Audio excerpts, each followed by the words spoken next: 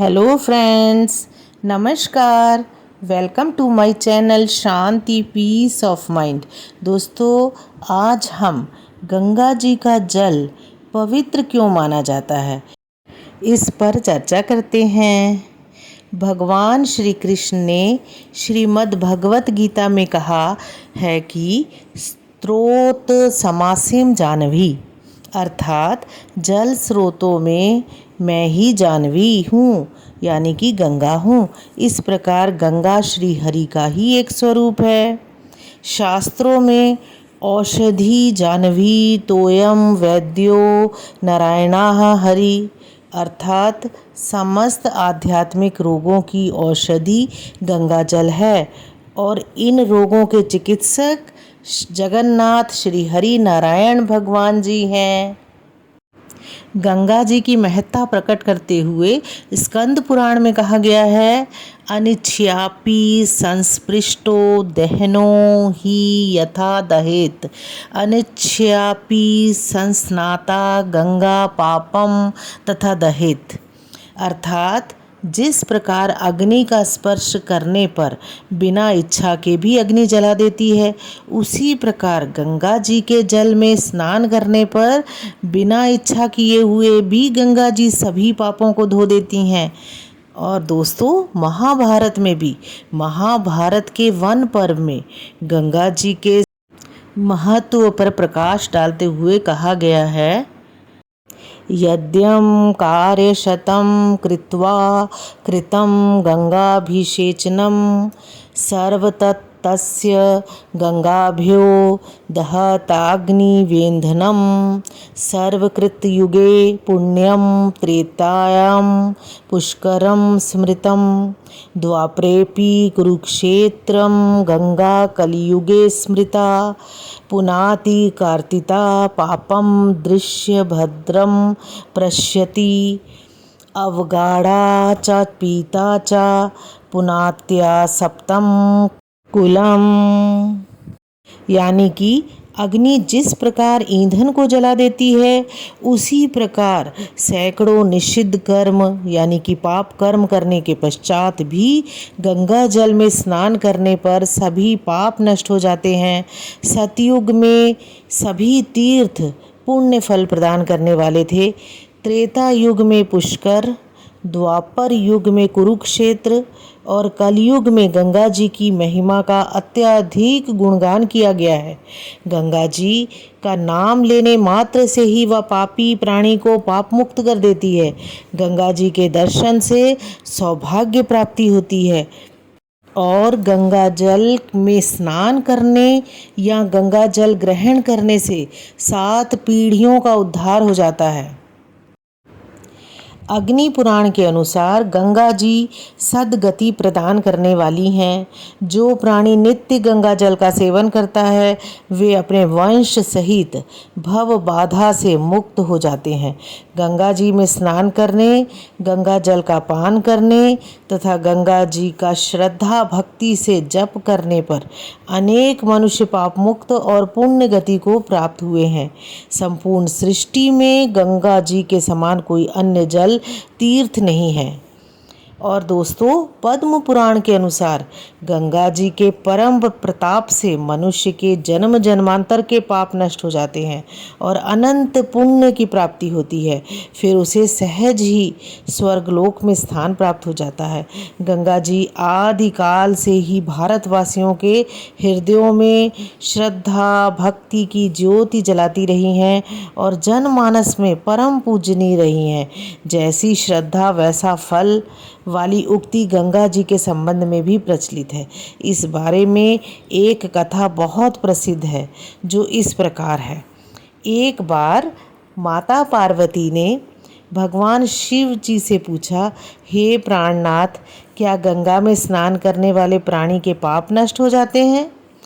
तो भगवान शिव ने कहा, हाँ पार्वती, है तो ऐसा ही, किंतु जैसी प्राणी की श्रद्धा होती है उसे वैसा ही फल भी प्राप्त होता है। भगवान शिव बोले। इस पर माता पार्वती जी ने कहा कि भगवान कृपया अपनी बात को स्पष्ट कीजिए। और आग्रहपूर्वक माता जी ने कहा। तो फिर भोले बाबा ने कहा, तो फिर चलिए गंगा जी के तट पर चलते हैं। तो जैसी आपकी इच्छा भगवन, कहकर माँ पार्वती शिव जी के साथ चल पड़ी। गंगा जी के तट पर पहुंचकर शिव जी ने अपना और माता पार्वती का स्वरूप परिवर्तित किया और वे स्वयं तो एक कोढ़ी पुरुष बनकर धरती पर जा लेटे और माता पार्वती एक सुंदर नारी के वेश में उनकी सेवा शुश्रूषा में लग गई। गंगा जी के तट पर मेला लगा हुआ था। लोगों की भीड़ उमड़ी पड़ रही थी। ऐसे में कोढ़ी बने भगवान शिव की ओर तो कोई भी मनुष्य आंख उठाकर भी ना देखता था और जो भी देखता था उसकी आंखों में घृणा के भाव भरे होते थे। इसके विपरीत लोग माता पार्वती के रूप सौंदर्य को एकटक देखते हुए वहाँ से गुजरते थे।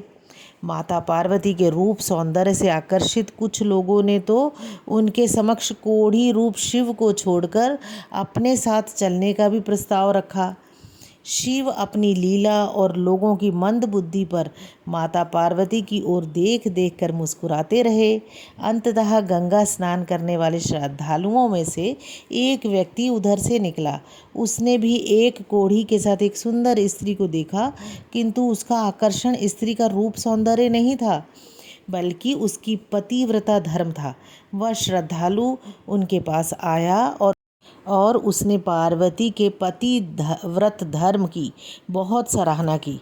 फिर उसने कोढ़ी को गंगा स्नान करने में पार्वती जी की सहायता की ताकि कोढ़ी का कोढ़ रोग दूर हो जाए। तो गंगा स्नान करते ही श्रद्धालु वहाँ से चला गया।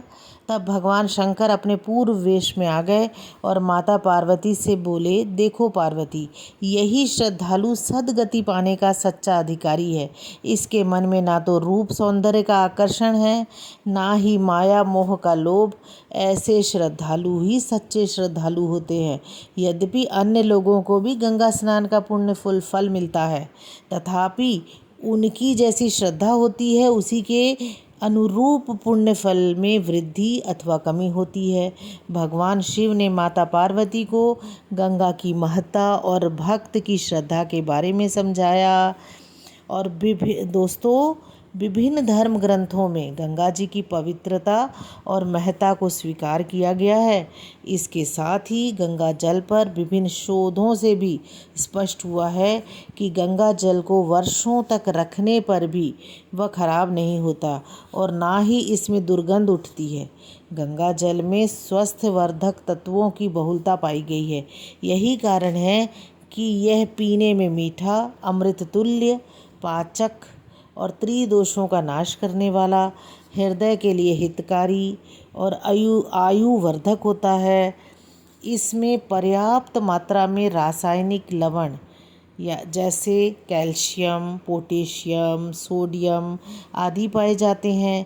इसके अलावा गंगा जल में 45% क्लोरीन भी होता है और यह जल में कीटाणुओं को पनपने से रोकता है।